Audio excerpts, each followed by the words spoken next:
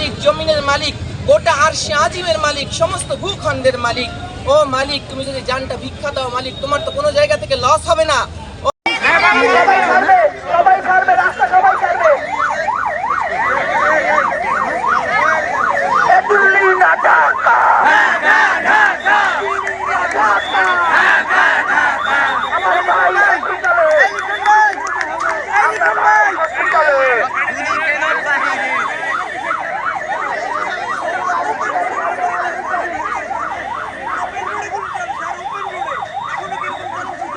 অবস্থান কর্মসূচি পালন করতেছি।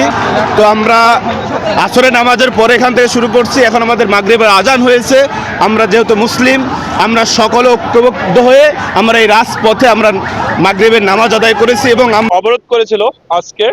তো তাদেরকে ধন্যবাদ, তারা বেশিক্ষণ করেনি এবং আমাদের প্রশাসনের যে অনুরোধে তারা খুব দ্রুত অবরোধটা সরিয়ে নিয়েছে, যাতে তারা আমাদের সাধারণ জনগণের কোনো সমস্যা না হয়। খুবই এখানে আমাদের সাহায্যশীল এবং তাদেরকে বলা হয়েছিল যে বিভিন্ন অনেক রোডে অনেক জ্যাম পড়ে গিয়েছে এবং সাধারণ জনগণ থেকে শুরু করে অ্যাম্বুলেন্সের রোগী, স্টুডেন্ট সকলেরই কষ্ট হচ্ছে। তো তারা সেই দিকটা বিবেচনা করে যাতে সাধারণ জনগণের কষ্ট না হয় এটা লাঘব করার জন্য তারা অবরোধটা তুলে নিয়েছে।